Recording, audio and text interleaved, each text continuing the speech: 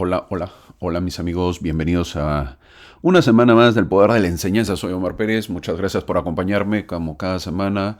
Es un placer para mí estar con ustedes a través de las escrituras el día de hoy, en esta semana. El objetivo, como siempre, lo recalco y lo voy a recalcar, no solamente es brindar información o algunas noticias, sino más que todo poder conocer un poco más el Evangelio y poderle brindar a ustedes, poderles brindar alternativas para que puedan enseñar ese conocimiento o esas novedades quizás que uno desconoce o esas noticias a los demás. Y obviamente la idea es poder edificarnos, conocer el verdadero evangelio y todos venir a Cristo. Ese es el objetivo de una clase.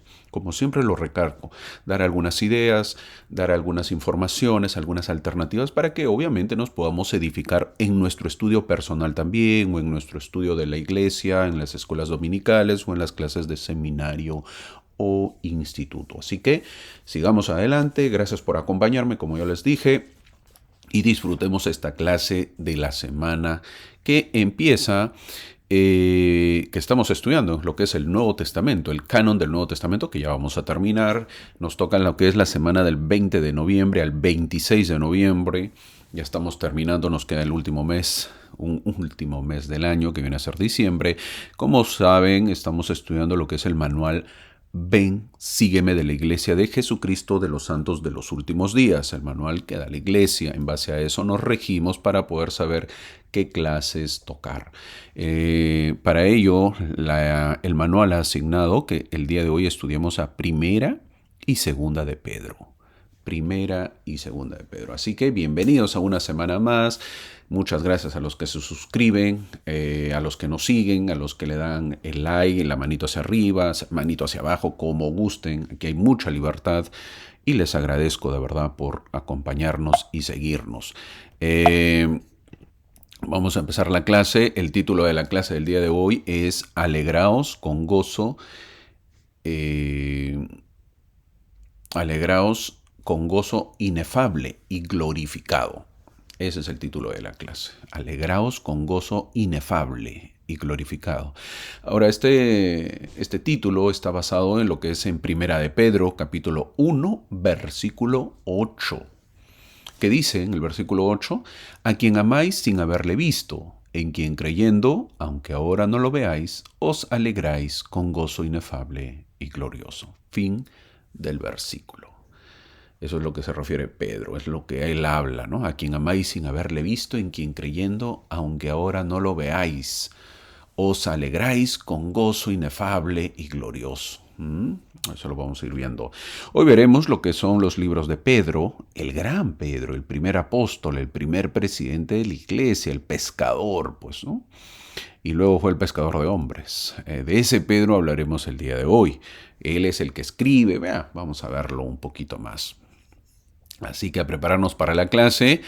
He puesto una imagen que dice ahí, lo que lo pueden ver, es una imagen de un templo. Antes de empezar la clase quería felicitar a todos los que nos siguen desde Chile, Uruguay, de Bella Italia, dice el barrio Bella Italia. Curioso nombre, ¿verdad? Bella Italia se llama y están en Uruguay. Así somos en la iglesia, curioso. Debe ser hermoso barrio, pues, ¿no? Nos siguen de Venezuela, de Ecuador, de Florida, que está en Estados Unidos, de Arizona. En el estado de Arizona tengo mi sobrino que hace misión ahí, él es de Perú también y le tocó en Arizona. Provecho, ahí está disfrutando el calor. Chiapas, la gente que nos sigue de Chiapas, México, muchas gracias por acompañarnos, de Guatemala, de Palos Verdes, California, miren el nombre, ¿no? Palos Verdes, California. Y obviamente a la gente de Perú. Gracias por acompañarnos, gracias, siempre leo sus comentarios, sus críticas y sus felicitaciones. Ustedes hagan su catarsis, si no les parece bien la clase, póngalo. Si les parece bien, póngalo. Si no quieren poner, no lo pongan. Si les gusta, como siempre, aquí hay libertad. Yo, en estas clases que son a través de online o que son por internet, uno se ve expuesto a lo bueno, a lo malo, a lo que guste la gente. No a todos les va a gustar la clase. A algunos sí les gusta, a algunos no les gusta la forma, el método, las diapositivas o cómo se presentan o mi voz en off. En off quiere decir obviamente que no me ven en persona porque presento la diapositiva como ustedes gusten. Disfruten la clase y si tienen algún comentario pues pónganlo y yo lo leo siempre con gusto. Algunas veces respondo por el tiempo que hay, a veces no puedo porque no hay mucho tiempo. Como dije antes de empezar, quería felicitar a la gente de Perú. Por una razón, ahorita les comento. Perú tiene 3 templos en actividad hasta la fecha, hasta el día de hoy. Una que es en Lima, que es la capital del Perú, Lima. Una tiene al sur, que es Arequipa, y la otra al norte, que viene a ser en Trujillo. Tratan de distribuir, obviamente, para que la gente o el país pues, pueda asistir y no sea tan engorroso, difícil, complicado los viajes al templo. Así se ha hecho en todo el mundo. Trata la iglesia de esa manera de poder ayudar a su congregación, a sus miembros, a su feligresía, ¿verdad? A su filigresía tratan de poderles ayudar, a su membresía trata de poderles ayudar de tal manera que puedan, obviamente, todos tener acceso. Así que los feligreses puedan acceder a ello. Ahora, obviamente ya tienes 3 templos, han anunciado más templos. Sí, los presidentes de la iglesia han anunciado varios templos en diversas ciudades, pero el que ya está terminado, ya está en puertas abiertas, a punto de que lo dediquen, es en Lima. Lima ya tiene un templo, que es la capital, y ahora va a tener un segundo templo. La dedicación será el 14 de enero, obviamente del año que viene, el próximo año, el 2024, va a ser por el elder Christofferson, Ted Christofferson, ¿verdad? El apóstol. Se le dice elder, es un apóstol, pero se le dice elder, ¿no? El elder Todd Christofferson. Y obviamente él irá para la dedicación. Con eso ya van a ser 4 templos. Es el 4.º templo de Lima, de Perú. Obviamente el 4.º templo estará en Lima. No irá el presidente Nelson. Hay que entender que el presidente Nelson pues está mayorcito. Está lúcido, ¿eh? Muchos han dicho que está muy lúcido. Sí, es interesante porque a esa edad llegar lúcido de verdad que es algo impresionante. Muy pocas personas llegamos, bueno, digo llegamos, llegan lúcido a esa edad. Muy pocas personas, ¿no? Es admirable. Qué bueno, qué bueno. Él, como ya está mayorcito, pues trata de hacer pocos viajes y al parecer pues no está saliendo de Utah. Digo al parecer porque no es que yo esté diciendo que él no saldrá, ¿verdad? Pero él no está saliendo esos viajes largos, irse de Utah, irse hasta Perú. Hay que recordar que los presidentes de la iglesia pues no tienen un jet privado para estas ocasiones, entonces por lo que ellos hacen en viajes obviamente comerciales, por lo tanto pues tienen que hacer escala, porque de Utah a Lima, Perú no hay un viaje directo, por lo que al hacer escala pues eso toma tiempo, desgaste, y para una persona mayor es complicado, por eso irá el elder Todd Christofferson. El nuevo templo de Lima, de Perú, se llama el Templo de los Olivos, por eso lo comento, ¿verdad? ¿Cómo se llama? El Templo de los Olivos, así se llama. Le ponen nombres, ¿verdad? Otro templo para la ciudad de Lima, es decir, que Lima tendrá 2 templos. Tal como lo mencioné en una clase pasada, los templos dijeron, bueno, los líderes de la iglesia dijeron que ya no llevarán el ángel Moroni. ¿Se acuerdan? Que les mencioné en una clase pasada. Bueno, pues este templo, por lo que este nuevo templo ya no lleva el ángel Moroni. Si lo ven en la imagen, no tiene torres, por lo que obvio que si no hay una torre es complicado también poner el ángel Moroni. ¿Ok? Es muy complicado. Por cierto, esto no le van a contar a nadie, pero bueno, pues porque ustedes son mis seguidores y porque les agradan los videos que hago, les comento. Para que sepan algo más de este templo y los que obviamente, los de Perú y los que no, puedan estar enterados. El arquitecto, obviamente un arquitecto es el que diseña, construye, no construye, pero diseña y se encarga pues de la belleza y de la construcción del templo, fue Matt Klinger, así como escuchan Matt Klinger. Bueno, Matt es una abreviación de Matthew, ¿verdad? Su nombre fue Matthew Klinger. Ahorita estoy diciendo que fue, ahorita les voy a decir. Se les dice Matt o Mateo, lo que viene a ser Matthew, Matthew Klinger, a los Matthew se le dice Matt en inglés o en español pues se le dice a los Mateo también, ¿no? Mateo. Digo fue porque él ya, este arquitecto, Murió en el año 2021, estamos en el año 2023. Él ya murió en el año 2021. Y, hermano, ¿y cómo fue? Bueno, él diseñó, hizo, averiguó cómo hacer, qué tipo de templo, la construcción, todo, pero él falleció, pues ya dejó para que lo continúen, ¿verdad? Porque también no es solamente un arquitecto, hay muchos, pero él era el encargado y obviamente pues los ingenieros, los arquitectos, ya dejó todos los planos y a seguir, a continuar. Él tuvo osteosarcoma, así se pronuncia, es un poco difícil la pronunciación, osteosarcoma extraesquelético. Imagínense el nombre que me he grabado, no estoy acostumbrado a esas palabras médicas, pero ese es el nombre que él tuvo. Es un cáncer muy raro y por eso él falleció a los 41 años. Para que sepamos, el arquitecto que hizo el templo de Lima, Perú, el Templo de los Olivos. Les hablo un poquito más del templo. Una pena realmente que no va a estar presente pues en la dedicación. Normalmente se invita, ¿verdad? La persona pues tiene que estar ahí, el arquitecto, mirando o recibiendo las críticas o los alabos, ¿verdad? De su obra, en este caso del templo, pero él no va a estar. El presidente Monzo anunció el templo en el año 2016. Miren, estamos en el año 2023, bueno, 2024 prácticamente. Del 2016 al 2024 casi son 8 años. Se anunció este templo en el año 2016 el presidente Monzo, que también ya dejó de existir, ¿verdad? Pero como había edificios en ese lugar, en esta construcción donde ustedes ven, que es una foto real, ahí hubo edificios como el sistema educativo, un edificio donde se reunía el sistema educativo que pertenece a la iglesia y había una capilla también, una capilla que existían barrios ahí. Obviamente tuvieron que demolerlo, tuvieron que ser destruidos, el sistema educativo lo destruyeron para poder construir el templo. El lugar no es muy grande, ¿eh? Este es un lugar pequeño donde lo han hecho. En el 2019 dieron la palada inicial y culminaron recién, pues, ¿no? Recién han terminado, mira, desde el 2016 lo anunciaron, el 2019 dieron la palada inicial y recién están terminando, ¿no? Bueno, terminándolo no, ya lo terminaron y obviamente ya está listo para poder ser dedicado. Ahora, ¿y por qué lo llaman Los Olivos? A ver, muy pocos peruanos saben esto, ¿eh? Porque cerca donde se encuentra el templo hay un distrito que se llama Los Olivos, por si acaso. Donde está el templo, cerca hay un distrito que se llama Los Olivos. Ahora, ¿por qué se llama Los Olivos ese distrito? Porque hace años estamos hablando, esos terrenos habían olivos. El templo no queda en el distrito de Los Olivos.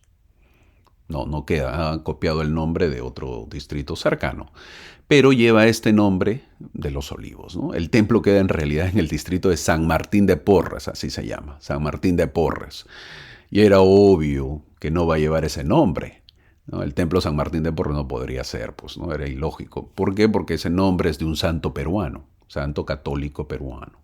Sería ilógico poner ese nombre. Aunque, hago mención, en Perú, y he visto en varios sitios también, en Perú hay muchos nombres de santos que ponen en las estacas y a los barrios. Es algo anecdótico, vamos a decirlo en buenos términos. Ponerle nombre de santos a un barrio de la iglesia, a una estaca de la iglesia. Creo que porque no se dan cuenta, yo creo, los líderes a veces, o porque es una manera de llamar más simple, ¿verdad? ¿Qué nombre le pongo al barrio? Hay que ponerle a la misma zona, el nombre de santos. Por ejemplo, hay estacas y barrios en Perú que se llaman estaca Santa Anita, barrio Santa Anita, Santa Patricia, barrio Santa Patricia. Y esos son nombres de santos, pero están en la iglesia. Pero como los lugares se llaman así, también los lugares, pues la iglesia les pone esos mismos nombres, ¿verdad? Para ayudar también a los feligreses dónde queda ese sitio, ¿verdad? Recuerdo, una anécdota, recuerdo que yo hice misión al final de un distrito, en Lima justamente, pero al final, un distrito grande y lejos, grandísimo, y me tocó al final. Tanto al final que ya llegaba yo al cerro, ahí se acababa ya el distrito, ahí. Pero en ese cerro había una forma media rara, a ese lugar le puso la gente, ¿verdad? Los que vivían por ahí le pusieron pues la boca del diablo. Entonces todo ese lugar se llamaba así. Entonces esa zona donde a mí me tocaba la misión, la pregunta era, Se llamaba La Boca del Diablo. ¿Cómo le iban a poner al barrio? ¿Mm? La Boca del Diablo.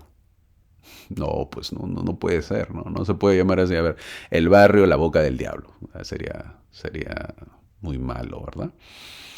No le pusieron ese nombre, obvio, no le pusieron. Ahora, Lima cuenta con 10 millones de personas, mucho más, obviamente, por la migración venezolana que ha tenido y de otros países. Hay mucho más de miembros, personas en total, no miembros, personas, y tiene 36 estacas, tiene 2 templos, ahora va a tener 2 templos, y en todo el Perú pues tienen cerca de 620,000 miembros. Bastantes, ¿ah? Es bastante para ser uno de los países más grandes después de Brasil. Brasil nos gana, pues Brasil, digo, nos gana, es un país mucho más grande también. Pero qué bueno que esté creciendo Perú y qué bueno que tengan un templo.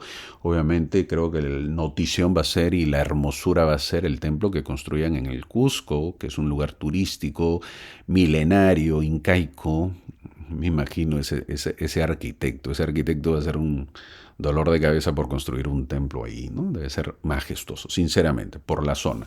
¿Por qué? Porque se acostumbra a poner los templos de acuerdo a la zona. Si ustedes ven al templo, me parece majestuoso, sobre todo viendo que a los alrededores de este templo que ven ustedes en la lámina de los olivos, la zona es una zona media, de clase media, ¿no? No hay edificios pomposos, edificios grandes. Si ustedes se dan cuenta, la parte de atrás, lo ven en la imagen, la parte de atrás, en la parte derecha, ven un edificio, creo que pues debe ser de 7, 8 pisos, ¿no? No hay más, no hay edificios grandes. Entonces yo creo que la iglesia trata de adaptarse a la zona también donde se encuentra ubicado y obviamente pues de no contrastar y no quedar mal, ¿verdad? Con los vecinos, sino todo de acuerdo y que no haya protestas, no haya nada porque la gente encuentra pretextos y errores de todo. Entonces yo creo que estamos bien y esperemos que el pueblo peruano pues lo pueda usar y pueda visitarlo más seguido y hacer convenios, que ese es el objetivo. Y obviamente hay puertas abiertas, así que están invitados. Es del 10 de noviembre, bueno, yo estoy hablando ya mucho más adelante, hasta el 9 de diciembre, ya falta una semana, 2 semanas, se acaba las puertas abiertas, luego se cierran y obviamente esperar al 14 de enero que será la dedicación. Así que felicitaciones y espero que podamos seguir avanzando en lo que es el Evangelio. El día de hoy ahora sí nos trasladamos a lo que es la clase. Las 2 breves cartas que tenemos del apóstol Pedro son tesoros. Eso es lo que veremos el día de hoy, aunque contienen alrededor del 3% del Nuevo Testamento. Es interesante, es un tesoro que contiene pues el 3%. Ahora, esto examina las principales doctrinas de la iglesia primitiva. Hay que saber que esto se llama la iglesia primitiva. ¿Por qué? Porque luego vamos a ver que esta iglesia que donde se va Cristo y quedan los apóstoles, es lo que es la iglesia primitiva, va a desaparecer. Ok, estamos viendo ya sus últimos días, se puede decir. Vamos a ver la expiación, el arrepentimiento, el bautismo, el poder del sacerdocio, que habla Pedro, la apostasía amenazadora y la promesa de Cristo. Habla de la segunda venida. Estas doctrinas provienen nada menos que de la persona a la que se le dieron pues las llaves, ¿no? Pedro, hay que saber que Pedro recibió las llaves para dirigir la iglesia de Cristo en la antigüedad. Llaves otorgadas en la presencia de Cristo transfigurado y los profetas pues trasladados como fueron Moisés y el gran Elías. El presidente Harold B. Lee, ya de los años 70 más o menos, dijo: a menudo cuando quiero elegir algo que me dé algunos pensamientos inspiradores, recurro a las epístolas de Pedro. Interesante, ¿verdad? Eso dijo el presidente Harold B. Lee. Fin de su comentario. Un tema que se halla a lo largo de toda la primera epístola de Pedro es que mediante la expiación de Jesucristo los discípulos del Salvador pueden perseverar y reaccionar con fidelidad ante el sufrimiento y la persecución. Todos los capítulos de 1 de Pedro hablan sobre pruebas, sufrimientos, y Pedro enseñó que perseverar en las pruebas con paciencia es mucho más precioso que el oro, y que ayudaría a los creyentes a obtener la salvación de sus almas. Eso es lo que habla Pedro. Ahora, el consejo de Pedro fue muy oportuno Fue muy oportuno ya que los miembros de la iglesia estaban a punto de entrar en un periodo de vasta persecución. Eso hay que saberlo, por eso los menciono. Hasta el año 64 después de Cristo, aproximadamente cuando Pedro escribió la epístola, el gobierno romano, que está en estos momentos, vamos a hablarlo, estamos en el año 64 más o menos después de Cristo, el gobierno romano por lo general toleraba el cristianismo, más o menos lo toleraba. En julio del año 64, un incendio destruyó gran parte de Roma y se propagó el rumor de que el mismo emperador Nerón, el que mandaba en Roma, había ordenado que se iniciara el fuego. Algunos romanos prominentes acusaron a los cristianos de iniciar el incendio a fin de desviar la atención de los culpables de la catástrofe, como siempre, ¿verdad? Eso ya se sobreentiende. O cometo yo los intereses que hay, cometo yo el error, obviamente culpo a los otros, ¿verdad? A los minusválidos, a los desprotegidos, a ellos los culpo. En este caso, a los judíos lo culparon de este incendio. ¿Para qué? Para obviamente, pues, una manera de matarlos, una manera de exterminarlos. Aquello condujo a una intensa persecución realmente de los cristianos en todo el Imperio Romano. Las consecuencias es lo que dijo Cristo, pues no lo que profetizó, ustedes van a ser destruidos, ¿no? Bueno, pues la profecía se tenía que cumplir, lo que dijo Cristo. ¿Son importantes estas epístolas de Pedro? Entonces la pregunta, no olvidemos que en nuestra dispensación el presidente Joseph F. Smith se hallaba meditando el significado de 1 de Pedro capítulo 3 del versículo 18 al 20 y 1 de Pedro capítulo 4 al 6. Hermano, ¿de qué me está hablando? Ahorita lo vas a ver, cálmate. Calmaos, calmaos. Una vez más lo repito, el presidente Joseph Smith se hallaba meditando los versículos del capítulo 3 de 1 de Pedro del 18 al 20 y el capítulo 4 del versículo 6, cuando este presidente, el presidente de la iglesia, ahorita lo voy a mencionar más adelante cuando toque esto, él recibió una revelación que aclara doctrinas concernientes al mundo de los espíritus. ¿Dónde está eso, hermano? Doctrina y Convenio, sección 138. Y la sección 138 es por medio del presidente Joseph Smith. Ahora, para terminar un poquito y entrar ya de lleno al análisis de la clase, ¿quién es Pedro? ¿Quién es? Él no era meramente un apóstol, ya lo mencioné al comienzo, pero él no era solamente un apóstol. Era el líder del grupo apostólico, era el apóstol mayor, por lo tanto era el presidente. Por lo tanto era el presidente de la iglesia. Pedro era un hombre importante de influencia en la iglesia primitiva. Esta carta entonces debió haber sido recibida con importancia. No está escribiendo cualquier apóstol, está escribiendo Pedro. Así que más respeto a Pedro. Ahora sí, vamos a empezar en 1 de Pedro. Hago mención, ¿verdad? Hago mención que la diapositiva pasada, anterior, vimos de 8 páginas son las que nos corresponde la clase el día de hoy. Siempre menciono, pongo por eso todas las páginas para tener una idea y saber de que no es mucho. 8 páginas, yo creo que leerlo en toda la semana te va a ayudar, mi amigo, mi hermano, para que sigas con tus clases, para que sigas con tu lectura. Leamos las escrituras. No, hermano, yo no lo empecé leyendo este año. No importa, hazlos. Continúa desde donde estamos ahorita, continúa leyendo. Hazte el hábito, no que el próximo año voy a empezar. Eso es mentira, no te engañes tú mismo. Hazlo desde ahora, el próximo año continúas. Hermano, pero yo no empecé desde el Nuevo Testamento. No importa, sigue desde ahora y márgalos. Ya estas escrituras ya están marcadas, ya las leí. Y así seguirá tu vida. No postergues. Okay, son 8 páginas, yo creo que son fácil de poder leer esta semana y muy práctico. Ahora sí, en 1 de Pedro, capítulo 1, Pedro enseña a los santos su herencia potencial y la necesidad de las pruebas. Pedro escribió su primera epístola para fortalecer y alentar a los santos mientras estos pasaban por ya empezaban a pasar mucha aflicción. Pedro inicia diciendo los elegidos en el versículo 2. El versículo 2 habla acerca de los elegidos. Eso es lo que menciona Pedro en el versículo 2 y lo vamos a leer.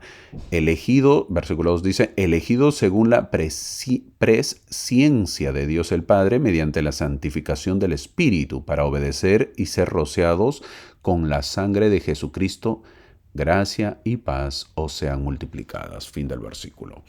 Pedro está llamando elegidos a los gentiles bautizados, esparcidos por todo el imperio romano.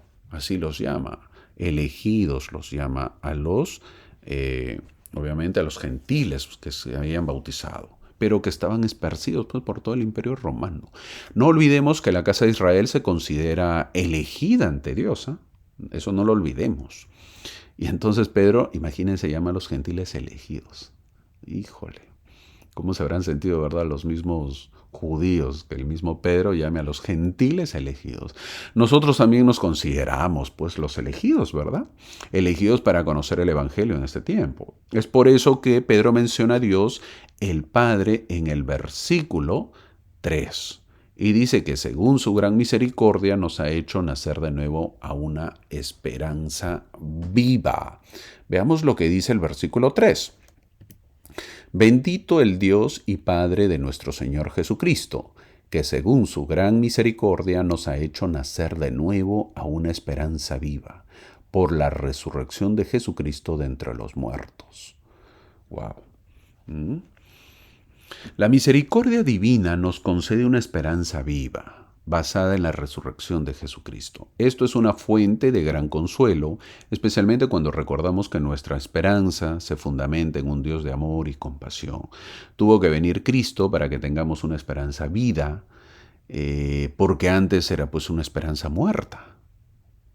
Imaginarte en el tiempo antes de Cristo, les hablaban de la muerte, que todos morirían y volverían a resucitar, pero no se había realizado esa resurrección.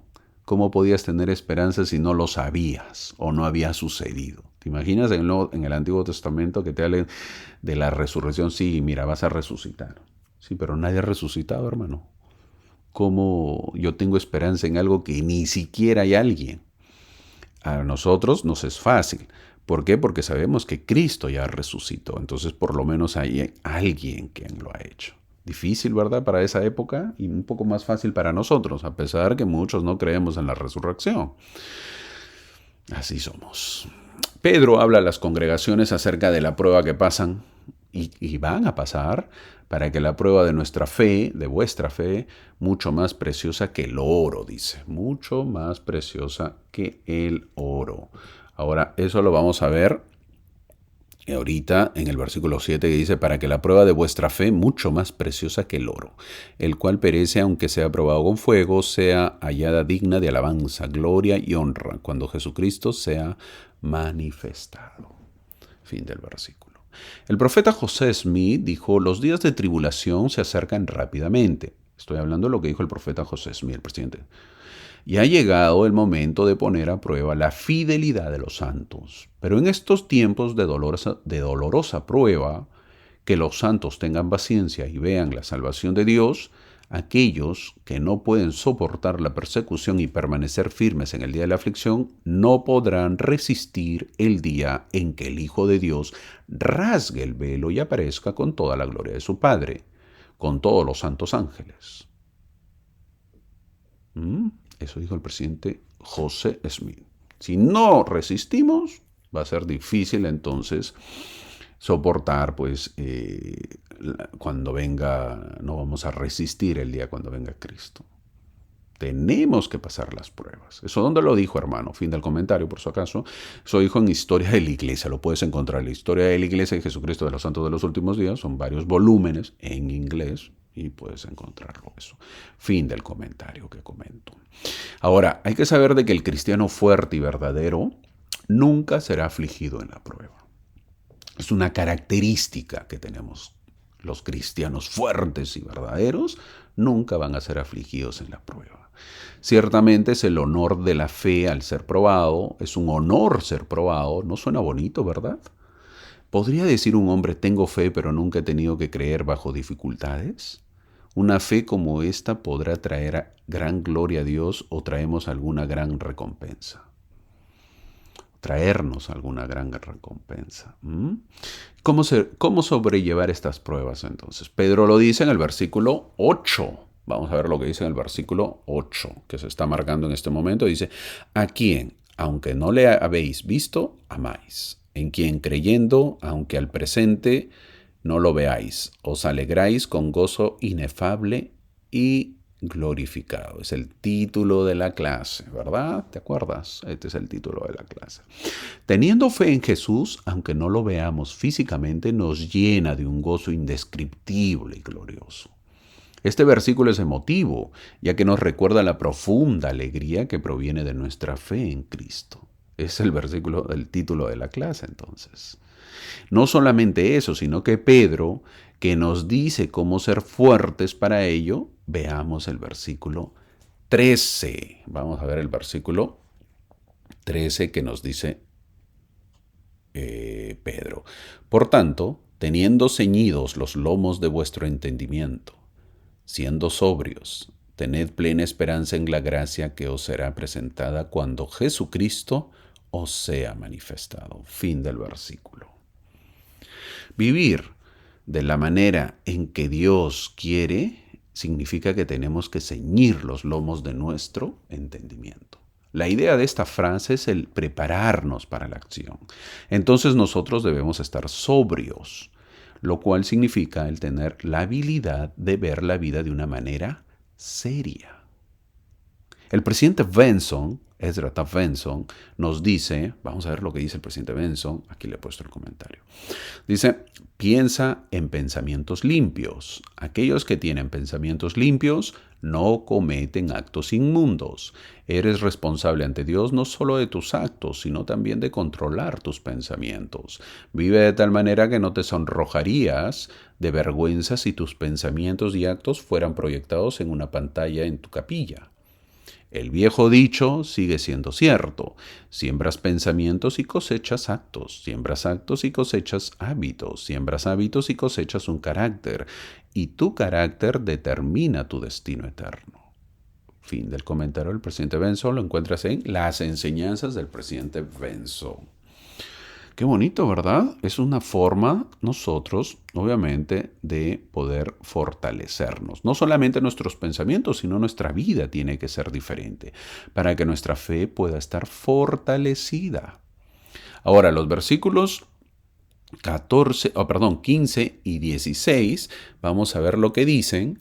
Los versículos 15 y 16 dice, sino como aquel que os ha llamado, como aquel que os ha llamado es santo, sed también vosotros santos en toda vuestra conducta, porque escrito está, sed santos, porque yo soy santo.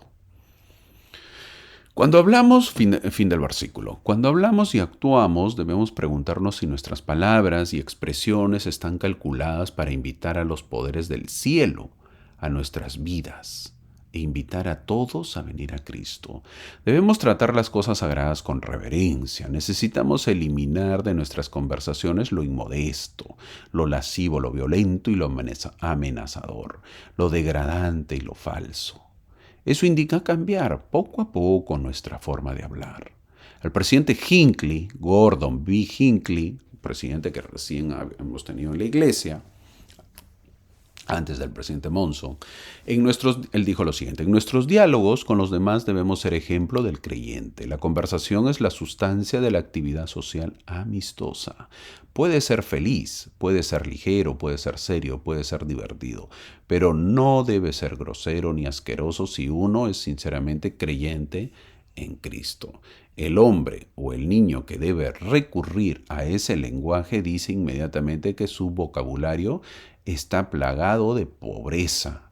No goza de suficiente riqueza de expresión para poder hablar con eficacia sin decir malas palabras ni usar malas palabras. Su hijo, fin del comentario del presidente Gordon B. Hinckley. Eso lo dijo en la Leona en el año 87. Se llamó su título No toméis el nombre de Dios en vano. Así que controlémonos nosotros para poder de esa manera, pues poco a poco ser santos, ¿verdad? Versículo 16 dice, porque escrito está, sed santos porque yo soy santo. Y un santo obviamente que no tiene pues buenas palabras, que habla groserías, qué clase de santo es. ¿Nos preguntamos eso? ¿Qué clase de santo es? Entonces tratemos de mejorar nuestro lenguaje de esa manera. Con respecto a esforzarnos por ser santos, creo que si les conté que hace muchos años con mi compañero estábamos tocando puertas, ¿verdad? Les conté, vale la pena contarlo de nuevo, si es que no, ya los he escuchado, y si es que no, pues te lo cuento. Hace muchos años estábamos tocando puertas con un compañero y estoy hablando de misionero, y en un parque estaban jugando varios niños y jovencitos. Nos detuvimos un momento a ver cómo jugaban estos niños y jovencitos, pero hablaban bastantes groserías, ¿eh? Y de pronto alguien le dice, pasa la pelota, Nefi. Nos llamó la atención. Entonces supimos que dentro de todos esos jovencitos había un Nefi. Y si es Nefi, ¿qué indica? Pues que es mormón, ¿verdad? Que pertenece a la iglesia. Pero de padres de la iglesia, porque los padres pues, son los que ponen el nombre, ¿verdad? El buen Nefi hablaba bastantes groserías. Y para uno que predicaba el libro de Mormón, como que no encajaba, pues, ¿no? El Nefi del libro de Mormón con el Nefi que veíamos, pues, ¿verdad? Más bien parecía un Lamán, un Lemuel parecía. Me da gracia porque el Nefi era terrible hablando groserías. Bueno, era un jovencito. Esperamos que acaben y fuimos detrás de Nefi, lo agarramos al Nefi. Luego lo agarramos ahí, ven para acá, Nefi. El buen Nefi ni sabía quiénes somos. Imagínense, un Nefi no sabiendo que los que predican el libro de Mormón no saben quién era. Era interesante. Más bien se asustó de nosotros, luego le acompañamos a su casa, que estaba su mamá, quien muy atenta, la hermana, nos hizo entrar. Y qué curioso, ¿eh? Y unos minutos después llegaba justo su papá, que no sabía que estábamos ahí adentro, pero al entrar, quien con groserías pues empezó a entrar a la casa, ¿no? Era parte de su vida. Ahora pudimos darnos cuenta que estos santos pues habían dejado de ser santos en el hablar, y obvio que el buen Nefi hacía mucho tiempo que no honraba pues ese nombre que llevaba, ¿verdad? Los empezamos a visitar más seguidos para ayudarles en su volver a la iglesia. El buen Nefi seguía jugando, pero cuando nos veía se controlaba en su hablar. No es fácil ser santo, pero tampoco es imposible. Poco a poco, obviamente, hay que ir cambiando, hay que ir mejorando. Pedro también nos habla del amor sincero hacia los hermanos en el versículo 22. A ver, ¿qué clase de amor debo tener a mis hermanos? En el versículo 22 dice, habiendo purificado vuestras almas mediante la obediencia a la verdad, por medio del Espíritu, hasta llegar a un amor fraternal no fingido, amaos unos a otros entrañablemente de corazón puro. La purificación, fin del versículo, la purificación de nuestras almas y el llamado a amarnos sinceramente como hermanos son enseñanzas profundas que pueden conmover a aquellos que anhelan una fe genuina y relaciones auténticas.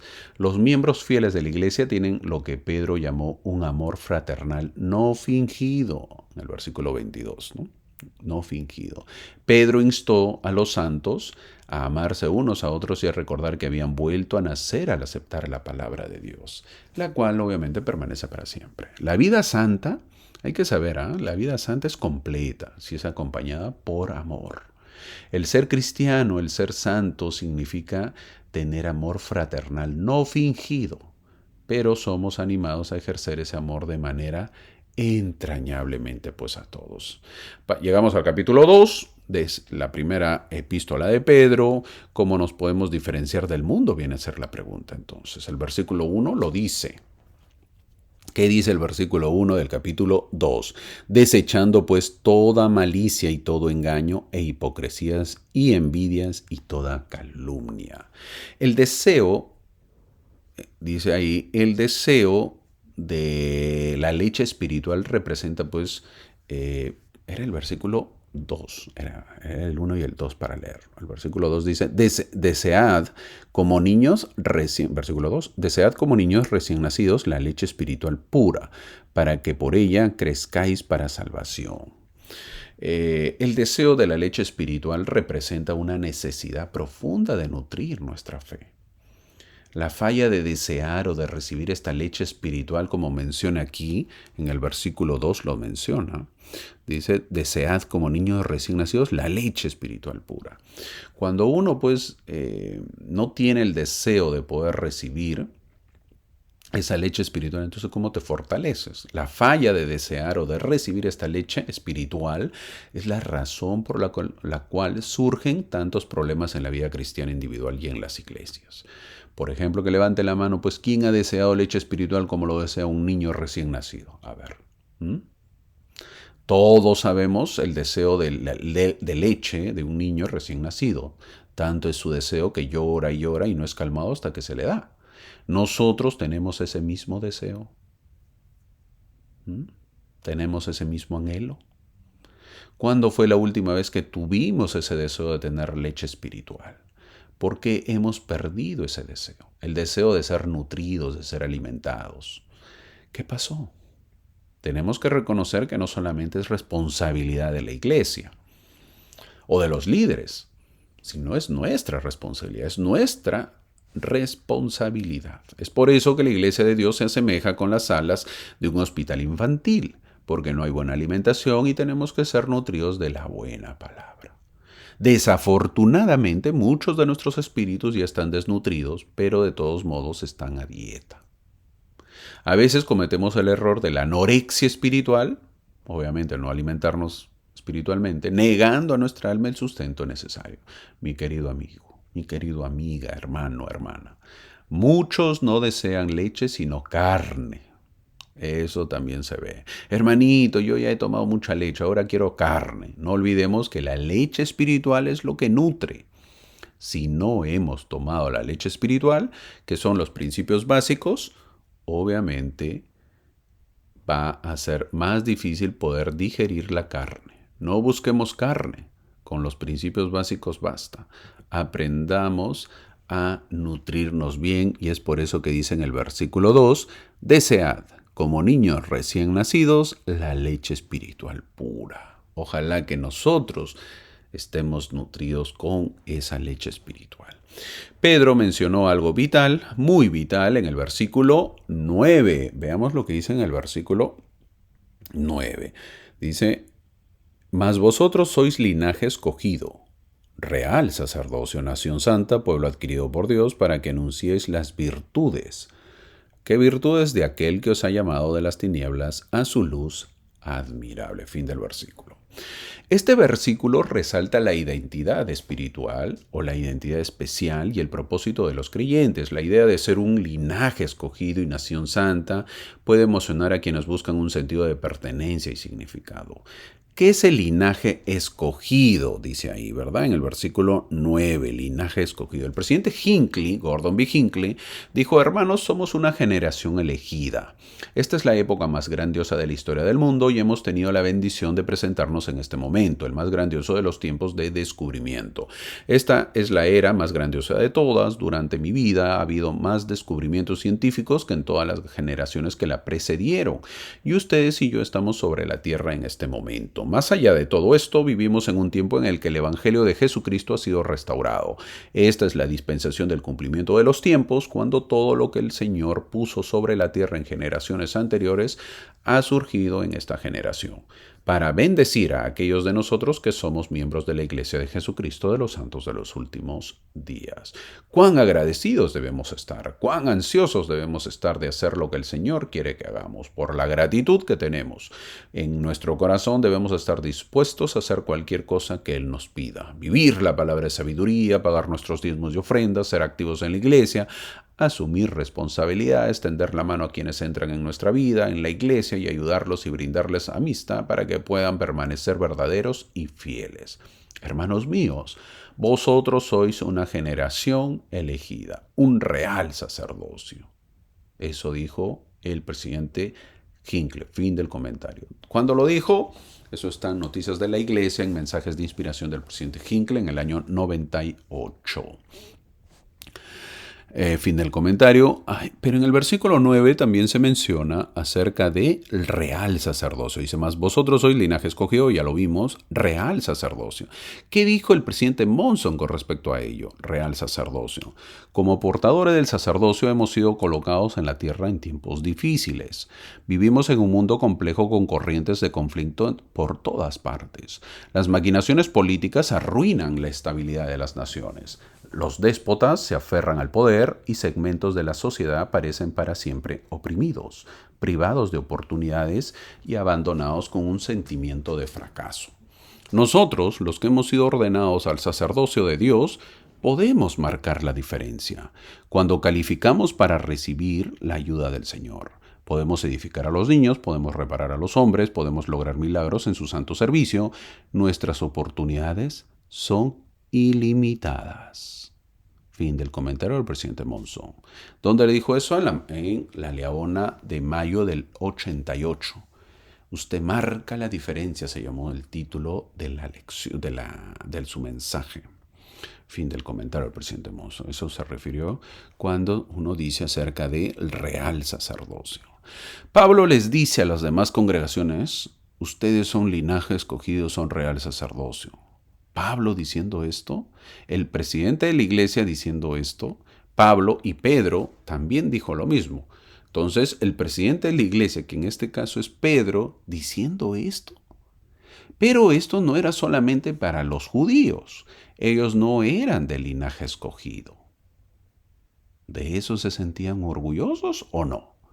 Tenían al gran Moisés como su gran líder. Siempre ellos decían eso y recalcaban de qué tribu son. Pedro sabe que tiene que decir la verdad a todos. Ahora, es decir, después de Cristo, todos los que aceptan el Evangelio nuevo, los que aceptan a Cristo, nos incluimos nosotros, somos linaje escogido. Somos real sacerdocio. No solo eso, somos la nación santa, somos adquiridos por Dios. ¿Te imaginas cómo se sentirán los mismos judíos que perdieron esa exclusividad? No aceptaron a Cristo, por lo que perdieron esa exclusividad. Ahora se ha extendido a todos los que lo aceptan, sean de donde sean. Y Pedro lo recalca en el versículo 10. Vamos a ver lo que dice el versículo 10. Vosotros, que en el tiempo pasado no erais pueblo, pero que ahora sois pueblo de Dios, que en el tiempo pasado no habíais alcanzado misericordia, pero que ahora habéis alcanzado misericordia. Fin del versículo 10. Eso es lo que dijo Pedro.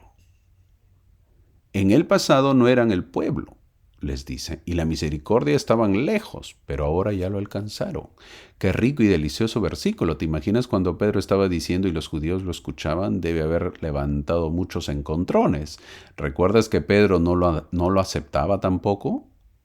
Por eso tuvo la visión que bajaban los animales del cielo en un mantel. Tuvo que aceptar el evangelio, que el evangelio era para todos. Versículo 10 lo voy a volver a leer. Dice, vosotros que en el tiempo pasado no erais pueblo, pero que ahora sois pueblo de Dios. Que en el tiempo pasado no habíais alcanzado misericordia, pero que ahora habéis alcanzado misericordia, le dice a los gentiles Pedro. ¿Te imaginas eso? Ahora, del versículo 13 al 18, Pedro enseñó a los santos a estar sujetos a las leyes y las autoridades civiles que los gobernaban. Vamos a leer lo que dice el versículo 13. Por causa del Señor, estad pues sujetos a toda autoridad humana, ya sea al rey como superior. Fin del versículo. Después de la muerte de Cristo, los apóstoles enseñaron la obediencia a los poderes fácticos, se llama eso. Poderes que, según Pedro y Pablo, declaró, están ordenados por Dios. Por medio de la revelación moderna, el Señor ha requerido de su pueblo en la dispensación actual obediencia y apoyo leal a los gobiernos debidamente establecidos y existentes en todos los países. Eso manda la iglesia, mi amigo, mi hermano, a estar ¿qué? Nosotros, ¿a estar qué? A ver, repito otra vez, a darle obediencia y apoyo leal a los gobiernos, legalmente, debidamente establecidos y existentes en los países. En estos tiempos, la Iglesia se ha dado cuenta que tiene que llevarse bien con todos. No podemos estar peleándonos con los demás. Necesitamos buenas relaciones con todos para poder llegar a ellos. Una vez más voy a leer el versículo 13, que habla Pedro. Por causa del Señor, estad pues sujetos a toda autoridad humana, ya sea al rey como superior. Fin del versículo 13. ¿Ok? También hay que entender que la iglesia tiene que llevarse bien con las demás iglesias. Ya no se menciona, se han dado cuenta, como antes, si tienes años en la iglesia, ya no se menciona, antes se mencionaba, a la iglesia católica como la gran ramera de Babilonia, la madre de las rameras. No, ahora ya no se dice eso. Eso ya no vas a escuchar a ningún líder que dice eso. Todo eso ha quedado de lado. Ahora la iglesia se reúne con las demás iglesias, pues.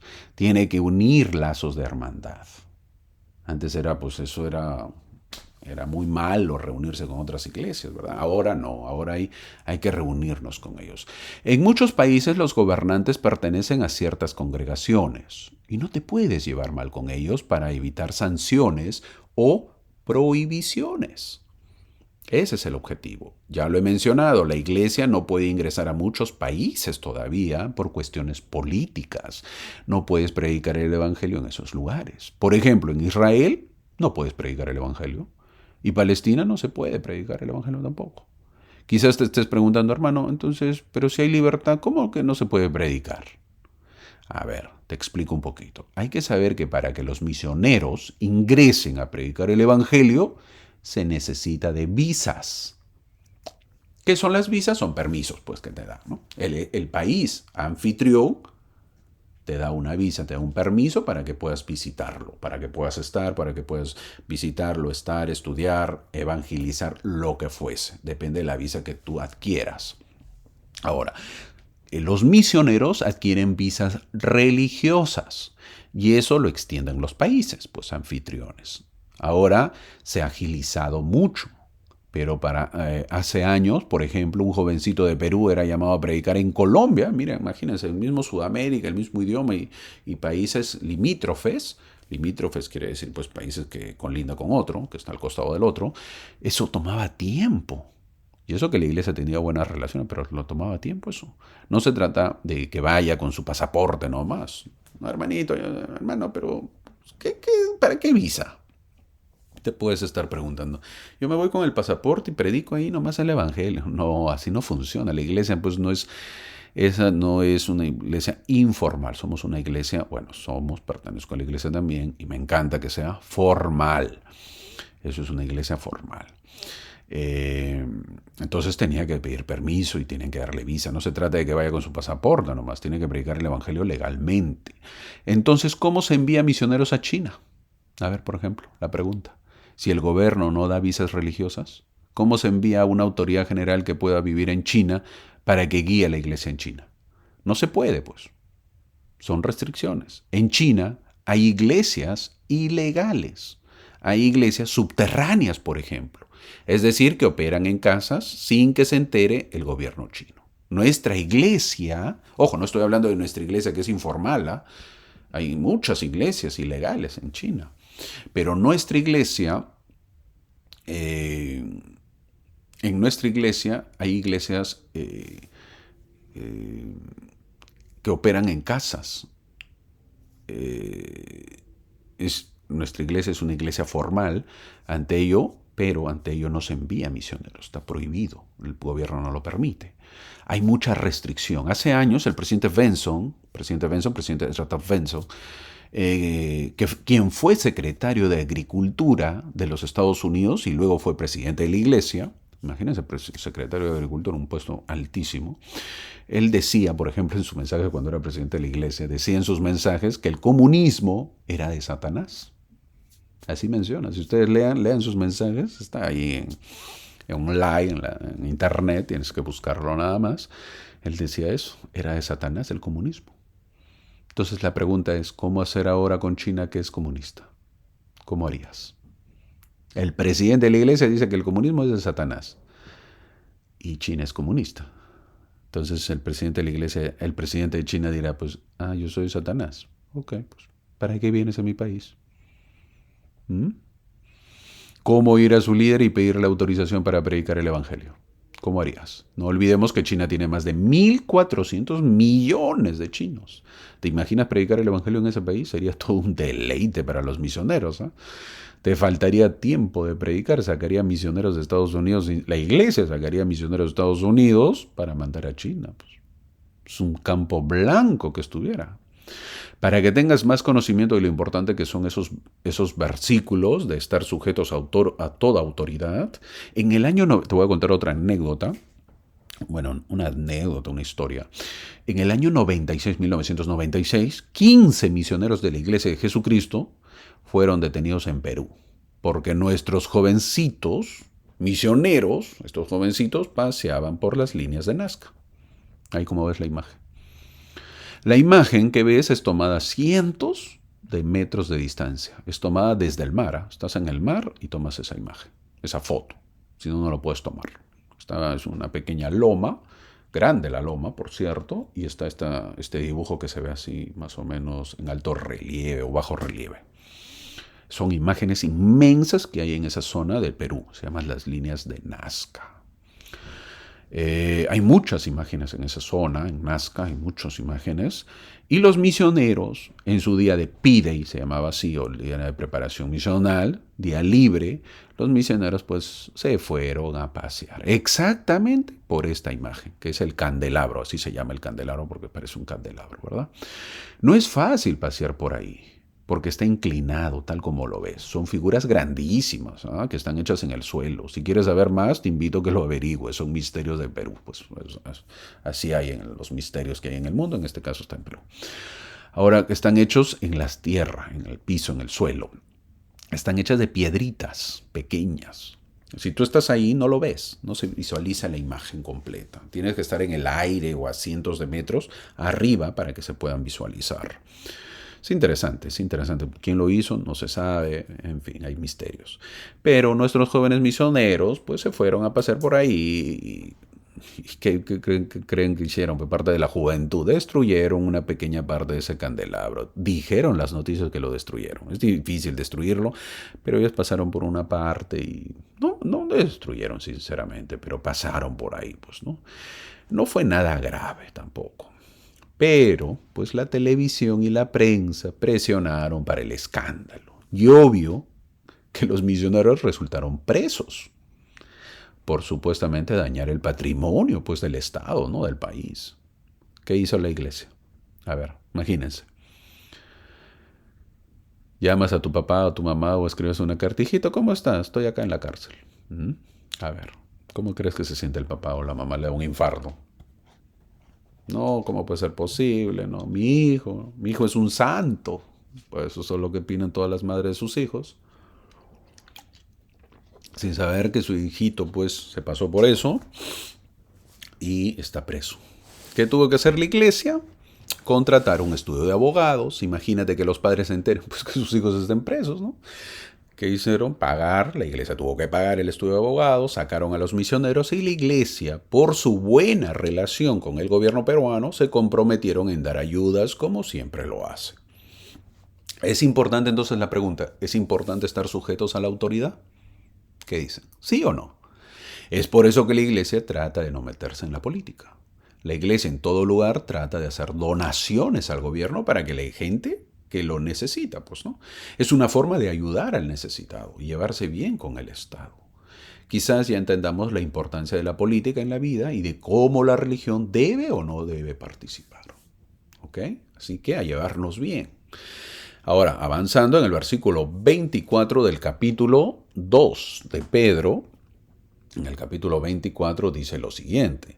Vamos a ver lo que dice en el versículo 24. El mismo llevó nuestros pecados en su cuerpo sobre el madero, para que nosotros, estando muertos a los pecados, vivamos a la justicia. Por sus heridas habéis sido sanados. En la iglesia se enseña que la expiación no fue en la cruz, sino en el Getsemaní, que el sufrimiento de Jesús en la cruz no fue solo físico.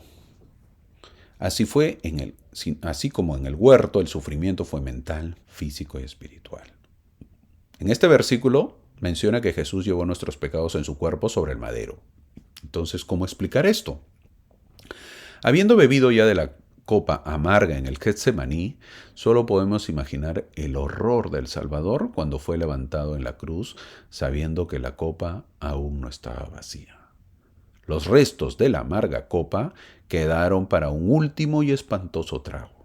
Así vemos que Pedro no se equivocó cuando dijo que Cristo llevó nuestros pecados en su cuerpo sobre el madero. De hecho, el que estuvo con el Maestro entre los árboles de Getsemaní, que es Pedro, está excepcionalmente calificado pues para enseñarnos lo que ocurrió en la cruz. La imagen de Cristo llevando nuestros pecados a la cruz puede ser profundamente conmovedora y emocionante, recordándonos su sacrificio por nuestra redención y salvación.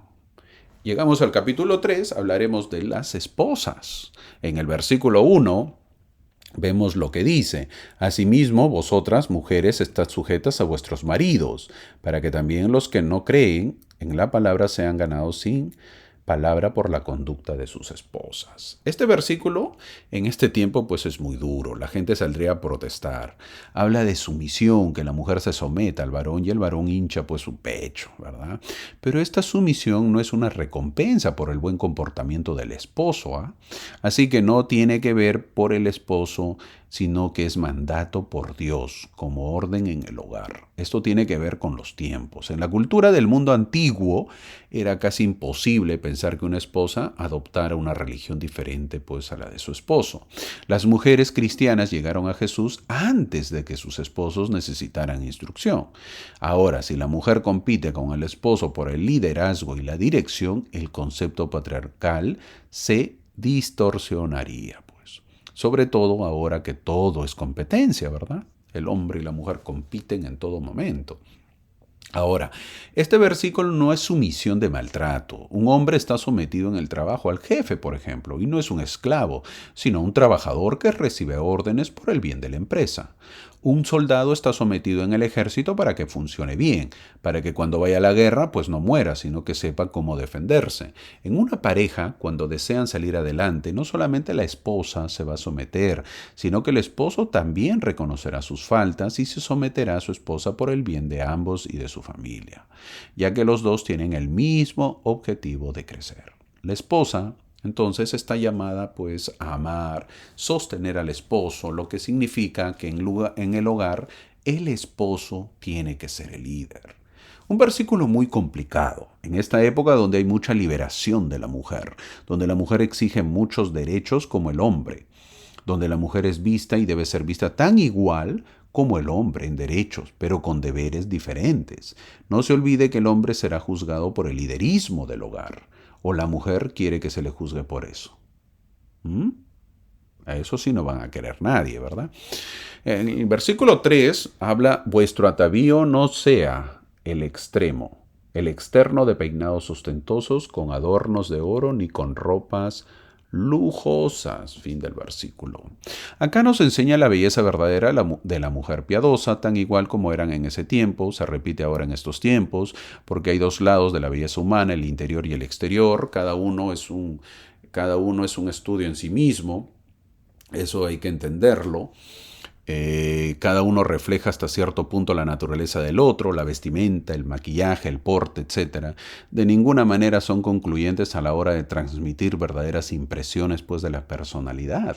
Los sentimientos de nuestro corazón es lo que cuenta. Pedro no prohibía el atavío, pero para la mujer piadosa el atavío externo siempre debe ser con moderación y su énfasis siempre es el atavío interno. La belleza real proviene del corazón y eso creo que lo entendemos muy bien. No es algo que vistes, es algo que eres. El punto de Pedro no es que estas cosas sean prohibidas, sino que no deberían de ser el atavío. ¿Qué es el atavío, hermano? La vestimenta, pues. No, o sea, no es prohibido. Pedro no se basa en que está prohibido la vestimenta de la mujer, sino su único recurso de belleza que debería ser. O sea, no te puedes centrar en solamente la vestimenta. Hermano, pero yo soy amante pues de la belleza, me encanta la belleza, lo bonito, lo bello. Tengamos cuidado porque la belleza trae muchísimos problemas. No creamos que los que tienen belleza son más felices. ¿Ah? El Señor nos pide algo mucho más importante que viene a ser el versículo 4. ¿Qué es el 4? ¿Qué dice el versículo 4? El versículo 4 dice, sino el interno, lo del corazón, en él incorruptible adorno de un espíritu agradable y apacible que es de gran estima delante de Dios. Que nuestro corazón sea bello, que nuestro corazón sea hermoso. No es algo que vistes, es algo que eres. ¿Te imaginas si salieran ese tipo de comerciales de cómo embellecer nuestro corazón en lugar de tantos comerciales de cosméticos, ropa, zapatos, perfumes? Sería diferente, ¿verdad? Quizás estés pensando, hermano, ¿y a ustedes Pedro no les dice nada? ¿Cómo que no? Veamos el versículo 7. El versículo 7 dice, vosotros, maridos, igualmente, vivid con ellas con comprensión, dando honor a la mujer como a vaso más frágil y como a coherederas de la gracia de la vida, para que vuestras oraciones no sean estorbadas. Fin del versículo. Un matrimonio ideal es una verdadera sociedad entre dos personas imperfectas, cada una de las cuales se esfuerza por complementar a la otra, por guardar los mandamientos y por hacer la voluntad del Señor. No será fácil, es muy difícil, porque estamos hablando de la unión de dos mundos, de dos crianzas, de dos costumbres, esperando que puedan entenderse. Eso toma años. Esto fue una enseñanza radical en el mundo que Pedro vivía. En la cultura antigua el esposo tenía derechos absolutos sobre su mujer y la esposa no tenía derechos en el matrimonio. En el mundo occidental que vivimos esto no es así. Y menos en estos tiempos. En el mundo romano, por ejemplo, si un hombre sorprendía a su esposa en el acto del adulterio, podía matarla en ese mismo momento y no pasaba nada. Pero si una esposa sorprendía en adulterio a su marido, no podía hacer nada en su contra. Todos los deberes y obligaciones del matrimonio eran puestos sobre la esposa. Es decir, si el hogar marchaba mal, era culpa de la esposa. La enseñanza radical de Pedro es que el esposo tiene deberes y obligaciones de parte de Dios para con su esposa. Esto era un cambio duro. No a todos gustó esto, pero era lo correcto. Ahora sabemos que los deberes y obligaciones son compartidos y que para que el hogar marche bien, se necesita de los dos. Pedro no solamente da estos consejos, sino que también nos dice en el versículo 15. Vamos a ver qué dice el versículo 15. Sino santificad a Dios el Señor en vuestros corazones y estad siempre preparados para responder con mansedumbre y reverencia a cada uno que os demande razón de la esperanza que hay en vosotros. Fin del versículo. ¿Recuerdas alguna vez que has predicado el Evangelio? No te voy a contar historias ahora, porque eso espera seguro, ¿verdad? No, mi hermano, esta vez quiero preguntarte, ¿por qué no hablas del Evangelio con los demás? ¿Por qué no compartes el Evangelio con los demás? ¿Por qué te cuesta hablar de Cristo a los demás? ¿Te avergüenzas del Evangelio? ¿Crees que no vas a poder? Mira lo que dice el versículo 15. Si no, santificad a Dios el Señor en vuestros corazones y estad siempre preparados para responder con mansedumbre y reverencia a cada uno que os demande razón de la esperanza que hay en vosotros. ¿Crees que no vas a poder predicar el Evangelio?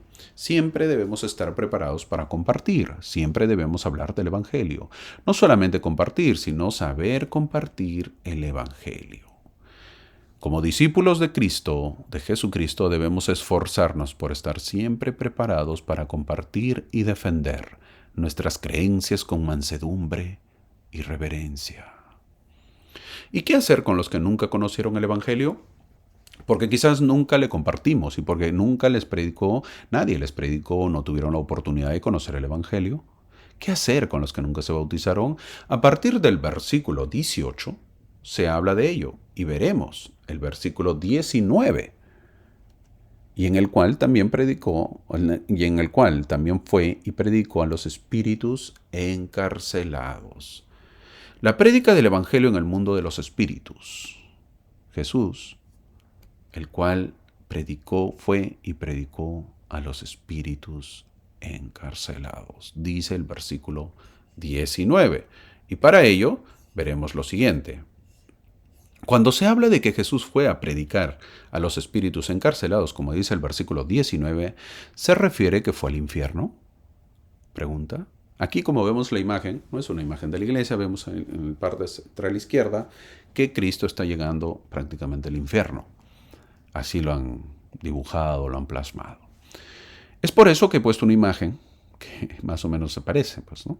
Hay que entender que el infierno todavía no existe porque no ha habido juicio final.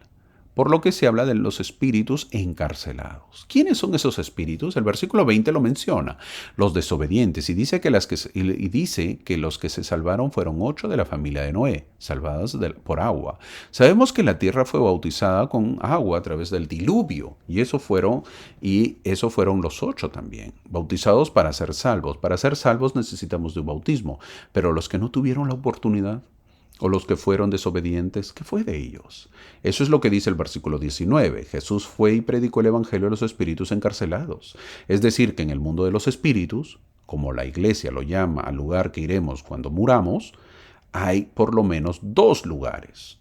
Un lugar donde están los espíritus encarcelados, dando a entender que están en una cárcel, y el otro lugar que Jesús lo llamó paraíso, es decir, donde están los espíritus libres, los que no han sido tan malos, o diríamos los espíritus buenos. Pero ahora ahondaremos más porque el versículo 6 del capítulo 4 da más información. Veamos qué dice. Dice el versículo 6 del capítulo 4.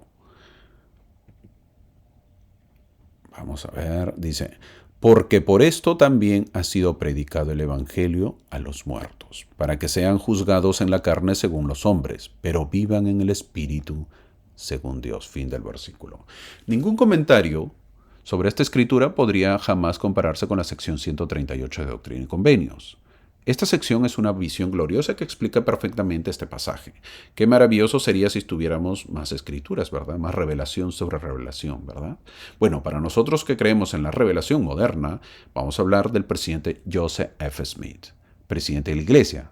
¿Quién fue Joseph Smith? El 6º presidente de la Iglesia. Después que murió el presidente Lorenzo Snow, el 5º presidente de la Iglesia, Wilford Woodruff fue el 4º, el 3º fue John Taylor y el 6º presidente fue Joseph F. Smith. Para que más o menos lo veamos y sepamos cómo fue, ahí está el presidente Smith. Les hablo un poquito para conocer un poco de la Iglesia, ¿verdad? Es un poco de historia, porque quizás no lo conozcan y digan, ¿quién será? Pues él, ¿no? Un santo de los últimos días, mis queridos amigos, debe conocer la historia de la iglesia. Es nuestra iglesia. El presidente Joseph Smith, fue hijo de Hyrum Smith. ¿Quién fue Hyrum Smith? Ya no suena, el hermano del profeta. Por lo tanto, fue sobrino de José Smith. Lo conoció hasta la edad de 6 años, por lo que debe haber tenido algunos recuerdos del profeta o de su tío. Este presidente tuvo un hijo, que también fue presidente de la iglesia en los años 70, que es Joseph Fielding Smith, que viene a ser nieto de Hyrum Smith. Ya con el presidente Joseph Fielding Smith, mueren pues los Smith en la presidencia de la iglesia. Es bueno conocer un poquito de la historia, ¿verdad? Para saber, conocer un poco más. Ahora, entrando al tema, el presidente Joseph Smith se preguntaba, él en una meditación que tuvo, se preguntaba cómo El Salvador podía realizar tal obra de la prédica del Evangelio en el mundo de los espíritus en tan poco tiempo. ¿Cuánto tiempo estuvo Jesús en el mundo de los espíritus? Poquito tiempo, ¿verdad? ¿Predicar el Evangelio en menos de 3 días? ¿Cómo lo hizo? ¿Ir a los espíritus encarcelados? Pero si ya era un espíritu exaltado, ¿debía ir a los espíritus encarcelados ya que Jesús era puro? ¿Qué dice entonces Doctrina y Convenios 138 del versículo 18 al 20? ¿Qué es lo que dice? Y eso lo vamos a ver ahí. Dice, porque el amor evita multitud de pecados. Vamos a ver lo que dice versículo 18 al 21 en Doctrina y Convenios. Mientras esta innumerable multitud, estoy leyendo lo que dice Doctrina y Convenios 138, mientras esta innumerable multitud esperaba y conversaba, regocijándose en la hora de su liberación de las cadenas de la muerte, apareció el Hijo de Dios y declaró libertad a los cautivos que habían sido fieles. Y ahí les predicó el Evangelio sempiterno, la doctrina de la resurrección y la redención del género humano de la caída y de los pecados individuales, con la condición de que se arrepintiera. Versículo 20, mas a los inicuos no fue. ni se oyó su voz entre los impíos y los impenitentes que se habían profanado mientras estuvieron en la carne, ni tampoco vieron su presencia ni contemplaron su faz los rebeldes que rechazaron el testimonio y las amonestaciones de los antiguos profetas. Fin del versículo. La respuesta fue que el Señor no fue personalmente a predicar a todos esos espíritus. Bien claro lo dice. Declaró libertad a los cautivos que habían sido fieles, mas a los inicuos no fue, ni oyó su voz entre los impíos y los impenitentes que se habían profanado, ni tampoco vieron su presencia ni contemplaron su faz, dice el versículo 21. Qué bonitos son estos versículos, ¿verdad? Pero el versículo 30 de Doctrina y Convenios dice algo más, pero vamos a leer desde el versículo 29. ¿Qué es lo que dice? Y en mi admiración fueron abiertos mis ojos y se vivificó mi entendimiento y percibí que el Señor no fue en persona entre los cínicos ni los desobedientes que habían rechazado la verdad para instruirlos. Versículo 30, mas he aquí organizó sus fuerzas y nombró mensajeros entre los justos investidos con poder y autoridad y los comisionó para que fueran y llevaran la luz del evangelio a los que se hallaban en tinieblas, es decir, a todos los espíritus de los hombres, y así se predicó el evangelio a los muertos. Jesús organizó sus fuerzas y nombró mensajeros. Eso es lo que nos dice en el versículo 30. Eso hace líder, si no se puede hacer en tan poco tiempo. Esta respuesta no solo resuelve el problema práctico, enseña otro principio importante. No es doctrina, pero se intuye.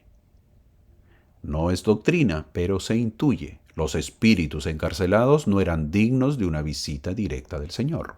El Señor resucitado nunca se apareció a los malvados. Y eso lo vemos cuando resucitó. Jesús no fue al Sanedrín y dijo, miren, te lo dije, ya resucité. No se pudo aparecer a los inicuos, a los que lo mataron. A los justos santos judíos solo se les apareció como un ser resucitado. ¿Y por qué se intuye esto? Porque de manera similar los malvados nefitas fueron destruidos antes de que él pudiera ministrar abiertamente en este continente. Así dice el libro de Mormón. ¿Dónde dice eso? Tercera de Nefi, capítulo 11, cuando Cristo visita las Américas.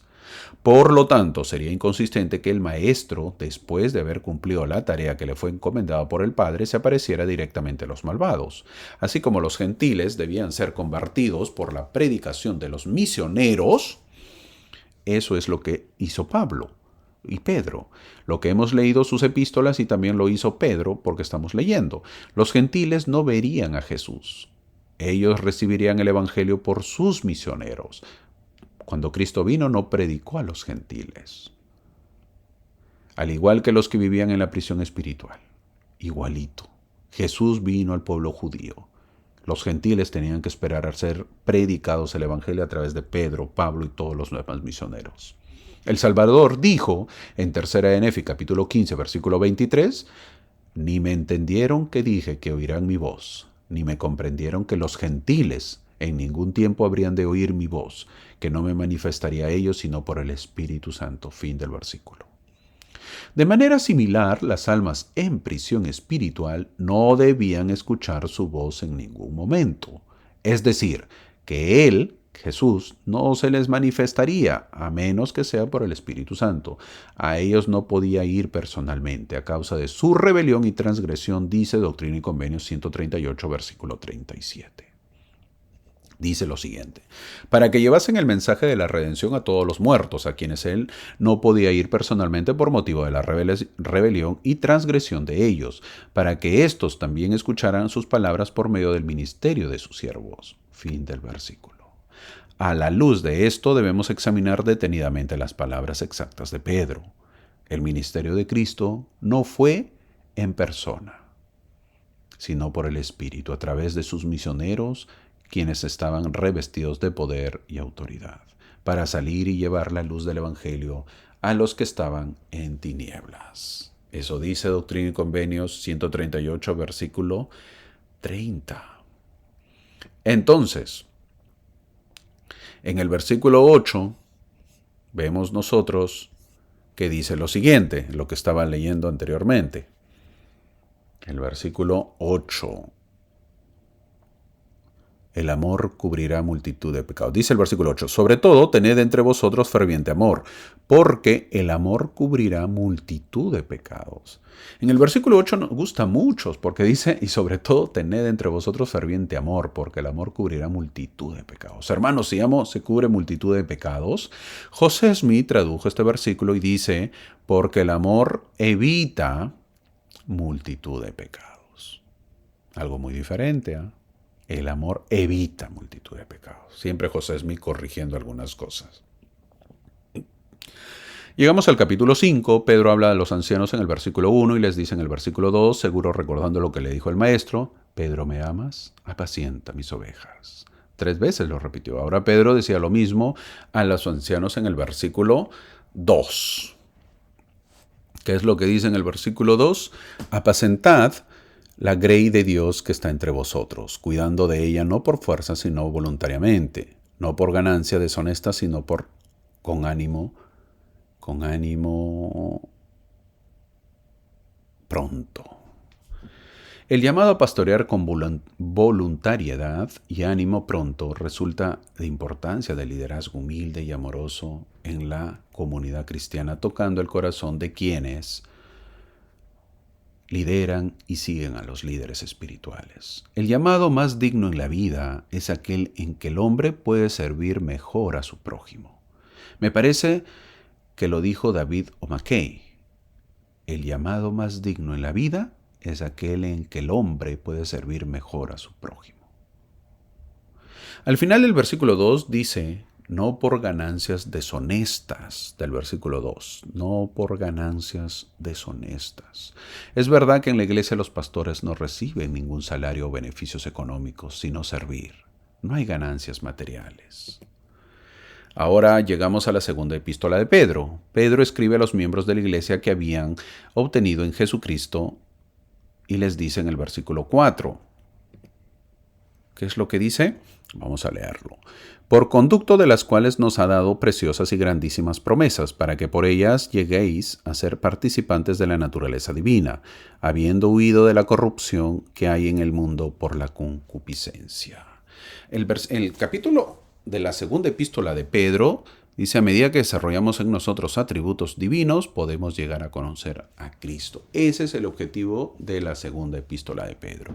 Y en el versículo 4 nos dice que debemos ser participantes de la naturaleza divina. La idea de Pedro es similar a la idea de Pablo con respecto a nuestro estado glorioso como hijos e hijas adoptados de Dios. Tenemos que ser algún día participantes de esta naturaleza divina, de lo celestial, estar en la presencia de Dios. Y para ello, Pedro da algunos atributos de Jesús, de Jesucristo, que Pedro invitó a los santos a desarrollar.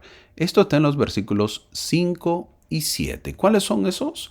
Vamos a leerlo. Dice lo siguiente, vosotros también por esto mismo poned toda diligencia en añadir a vuestra fe virtud, y a la virtud conocimiento, y al conocimiento templanza, y a la templanza paciencia, y a la paciencia piedad, y a la piedad afecto fraternal, y al afecto fraternal amor. Eso es lo que dicen estos versículos. Entonces podemos ver que para acercarnos a Cristo, ¿qué debemos desarrollar en nosotros mismos? Atributos divinos. Y de esa manera podemos llegar a conocer mejor a Jesucristo. En el versículo 14, uno supone que Pedro escribe la epístola acerca de su muerte. Vamos a ver lo que dice el versículo 14. Sabiendo que dentro de poco tiempo tengo que dejar mi tabernáculo, como nuestro Señor Jesucristo me lo ha declarado.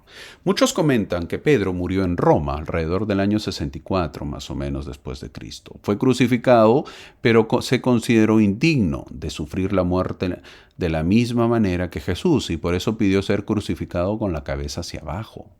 Aparentemente el Señor le había dado a Pedro alguna idea acerca de su martirio, mucho antes de que esto ocurriera. El Maestro le dijo en Juan capítulo 21, versículos 18 y 19, dice lo siguiente, de cierto te digo, cuando eras más joven te ceñías e ibas a donde querías, mas cuando ya seas viejo extenderás tus manos y te ceñirá otro, y te llevará a donde no quieras. Esto dijo, dando a entender con qué muerte había de glorificar a Dios. Y dicho esto, añadió, sígueme. Fin del versículo. Veamos el capítulo 2 de Segunda de Pedro, y es donde Pedro habla más de los falsos profetas. Pedro advierte acerca de ser engañados por falsos profetas. En el versículo 1 habla de ello. Dice falsos profetas. Vamos a leerlo y dice, pero hubo también falsos profetas entre el pueblo, como habrá entre vosotros falsos maestros que introducirán encubiertamente herejías destructivas y hasta negarán al Señor que los rescató, atrayendo sobre sí mismos una destrucción repentina. Fin del versículo. Dice falsos maestros, falsos profetas y herejías destructivas, que vienen a ser enseñanzas falsas y perjudiciales. Así como había santos profetas, hombres de Dios, que hablaron siendo inspirados por el Espíritu Santo, también habían falsos profetas y falsos maestros. Pedro estableció esto como hecho y no como posibilidad y dijo que estaban entre el pueblo, es decir, que era complicado saber quiénes eran. Los falsos maestros trabajan encubiertamente. No es que sus enseñanzas sean secretas, sino que la naturaleza engañosa de sus enseñanzas está escondida. Ningún falso maestro se anuncia a sí mismo como falso maestro. ¿Cómo saber la verdad? Una vez más, por eso digo que los que hablan en contra de la iglesia y los que defienden a la iglesia lo hacen mal. ¿Por qué? Porque no dicen la clave. ¿Y cuál es la clave? Que cada uno busque la verdad. ¿Y cómo se hace eso? Lo que dijo Santiago capítulo 1, versículo 5. Pedir a Dios para saber cuál es la verdad.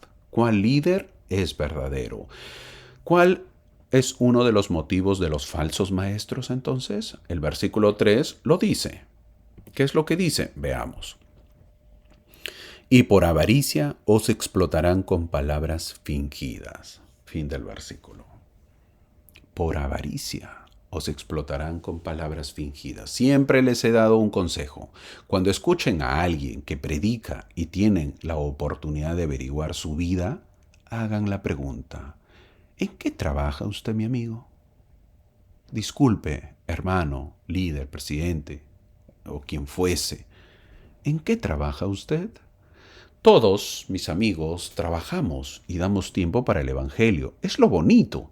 Pero vivir del Evangelio, no trabajar y vivir de la prédica del Evangelio, ¿se ve bonito eso? Te pregunto. ¿La iglesia dice eso? ¿Está de acuerdo con eso?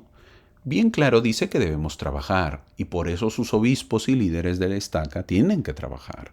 Cuando uno trabaja, entonces no encontrará la forma de la avaricia. No habrá palabras fingidas, sino la verdad. Quizás no sea bonita la verdad, pero debemos predicar la verdad. Es por eso que ves en otras congregaciones cómo los pastores se desesperan por conseguir dinero, por la avaricia de aumentar sus ingresos. Ves que supuestamente hacen milagros, tienen poderes, hablan supuestamente lenguas donde nadie entiende nada. Te cuentan las mejores historias, sus mensajes son muy sofisticados, usan mucha tecnología, usan música para que el oyente permanezca atento en todo momento y pueda ser cautivado. Salen con sus mejores trajes para verse bien, etcétera, etcétera. ¿Qué dice el versículo 3? Por la avaricia os explotarán con palabras fingidas. Si caemos en el pecado o volvemos a esa vieja vida o costumbres inicuas del pasado, aplica el versículo 22, que dice lo siguiente: pero les ha acontecido acertadamente lo del proverbio: el perro vuelve a su vómito y la puerca lavada a revolcarse en el cieno. Si estamos en la iglesia conociendo el Evangelio, conociendo más a Cristo, poco a poco teniendo llamamientos, teniendo responsabilidades, mejorando nuestras vidas cada semana y luego dejamos todo eso, es como el perro que vuelve a su vómito o como el puerco que vuelve a revolcarse en el lodo. De nada servirá que uno haya sido criado de padres miembros, haya sido criado desde niñito, que haya asistido a seminarios o a la primaria, que haya ido a la misión, que se haya sellado en el templo, que haya tenido muchos llamamientos. De nada servirá. Tenemos que perseverar hasta el fin. Hace muchos años conocí a un hermano que quizás nadie le tomaba importancia, quizás ni amigos tenía, pero asistía fielmente. Era mayor, hasta que un día un familiar nos dijo que había fallecido. Él era mi amigo, y yo tuve la gran, pero gran bendición de ir, porque había pedido antes de morir que vayan los hermanos de su iglesia. Este hermano había entrado en el templo Y sabía que cuando uno muere, debía ponerse la ropa ceremonial. Él tenía todo listo y yo con otro hermano lo vestía antes de ponerlo en el cajón para que lo velen sus familiares que no pertenecían a la iglesia. Un hermano pobre, humilde, cumpliendo hasta el fin lo que le habían enseñado en la iglesia. Quizás en otra clase les cuente toda la historia de este hermano. Hermanos, no retrocedamos, sino avancemos, que ese es el objetivo. En el último capítulo de Segunda de Pedro, el buen Pedro nos habla de la segunda venida. Los versículos 3 y 4 hablan de ello y menciona lo siguiente: sabiendo primero esto, que en los postreros días vendrán burladores, andando según sus propias concupiscencias, y diciendo, ¿dónde está la promesa de su advenimiento? Versículo 4, fin del versículo. Los cristianos, los nosotros, no se deberían sorprender de que existen aquellos que se burlan de la idea de que Jesús va a regresar. Pedro nos dijo que vendrán burladores. Esta es la primera cosa se tiene que saber. Así que en algún momento has dudado, es momento de reforzar. Si has dudado, es momento de reforzar tu fe y saber que vendrán burladores. Tú no eres un burlador, tú eres un hombre de fe, una fe chiquita. No importa, pero tienes fe y la irás fortaleciendo para que sea más grande. En el versículo 3 menciona los postreros días, es decir, los últimos días. ¿Y eso cuándo empezó? Comenzaron cuando Jesús ascendió al cielo. En el versículo 4 menciona que ellos dirán, ¿dónde está la promesa de su advenimiento? Obvio que los cristianos han estado hablando de la venida de Cristo, de Jesucristo, desde hace 2000 años y aún no ha regresado. Esto hace que para muchos sea una burla. En el versículo 7, veamos lo que dice. Algo parecido, pero los cielos y la tierra que existen ahora están reservados por la misma palabra, guardados para el fin. Guardados para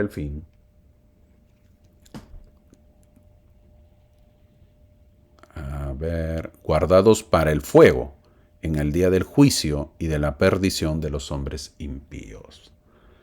Fin del versículo. La tierra está reservada para el fuego. Nosotros sabemos que el verdadero bautismo implica el bautismo por agua y por fuego. Y por eso lo recibimos nosotros cuando nos bautizamos por inmersión y luego nos confirman que indica el fuego. La tierra fue bautizada con agua con el diluvio y quedará por ser bautizada con fuego en la segunda venida. De hecho, al igual que nosotros, la tierra fue creada en inocencia, sufrió los efectos de la caída, fue redimida o perdonada por el diluvio y será santificada por un bautismo de fuego. Eventualmente morirá y resucitará y finalmente recibirá un bautismo celestial que será la gloria. Esa es la promesa del milenio cuando dice que la tierra será renovada y recibirá su gloria paradisíaca. Ante esto, entonces, Pedro nos dice en el versículo 11. Vamos a leerlo. Puesto que todas estas cosas han de ser deshechas, ¿qué clase de personas habéis de ser en santa conducta y en piedad? Qué bonito. ¿Qué clase de personas habéis de ser? Debemos llegar a ser como Jesús, que sus virtudes se repliquen cada vez más en nuestras vidas, incluso en medio de nuestras imperfecciones obvias. Un proceso sagrado debe estar en marcha, aunque sea lento, pero resueltamente, con el deseo de avanzar. Estamos terminando de examinar lo que escribió Pedro, el gran Pedro, el apóstol mayor de Jesucristo, líder de la iglesia, el que lideró la iglesia cuando Jesucristo ascendió a los cielos, el presidente del cuerno de los 12 apóstoles.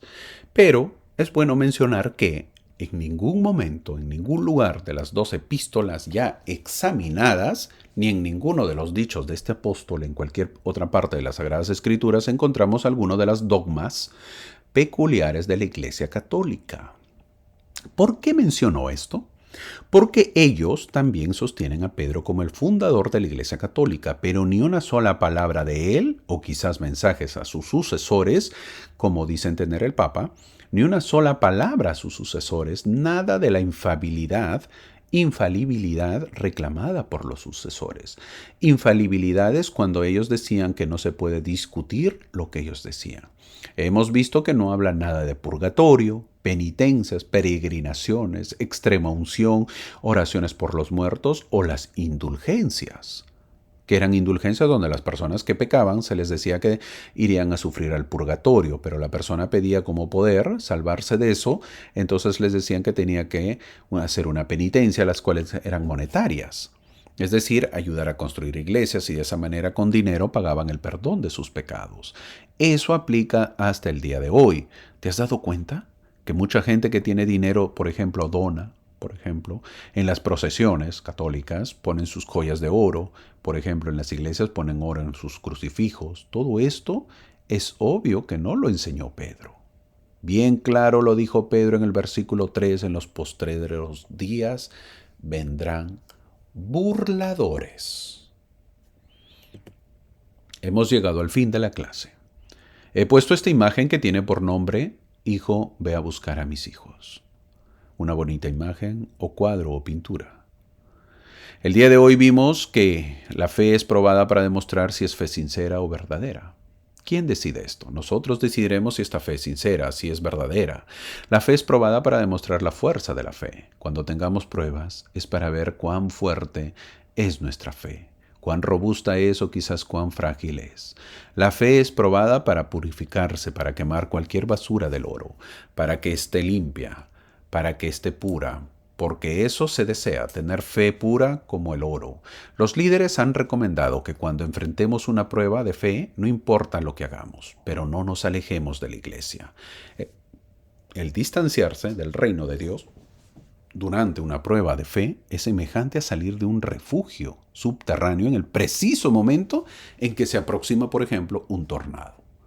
Cuando enfrentemos pruebas, es mejor estar en la iglesia, mi amigo. Muchísimo mejor, no lo olvides. Luego vimos en el siguiente capítulo, en el capítulo 2, nos dice desear la leche espiritual, por ejemplo. Siempre deseamos buscar los principios simples. Debemos buscar esos principios simples del Evangelio, ya que esos son los que edifican de todos modos. También hemos visto que es mejor la belleza interna, caracterizada por un espíritu afable y apacible. Es preciosa a los ojos de Dios. Esto puede tocar el corazón de quienes valoran la humildad y la paz interior.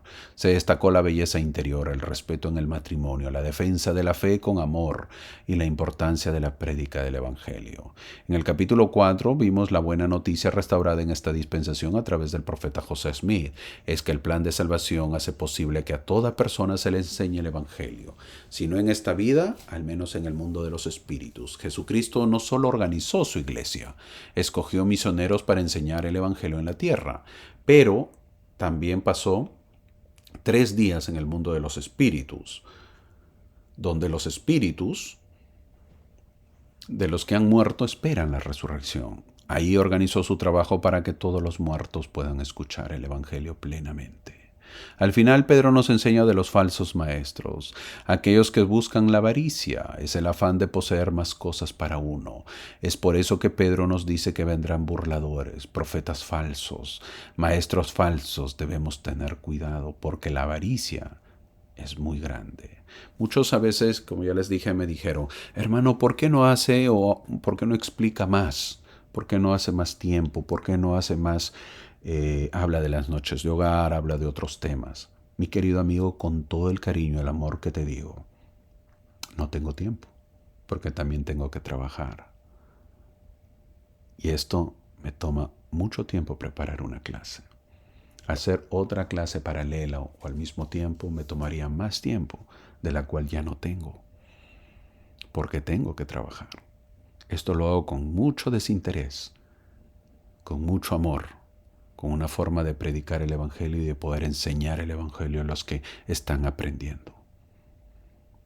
Sin ningún centavo. Bueno, tienes que tener tu internet, tu teléfono, para poder tener esta clase. Nada más. Totalmente gratis.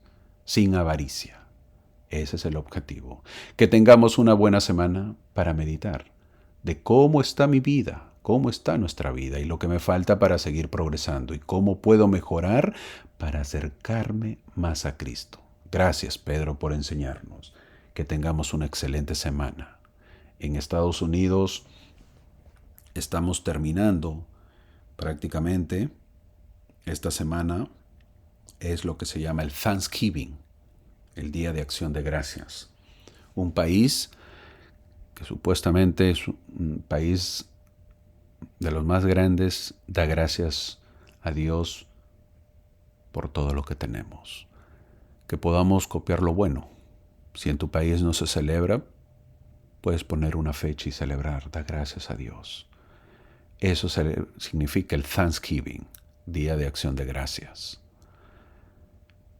Y ojalá que nosotros siempre demos gracias a Dios por todo lo que tenemos: comida, alimento, vida, salud, bienestar, porque nuestras enfermedades son pequeñas en comparación a las de otros. Buena semana, mi amigo. Te espero la próxima semana. Gracias.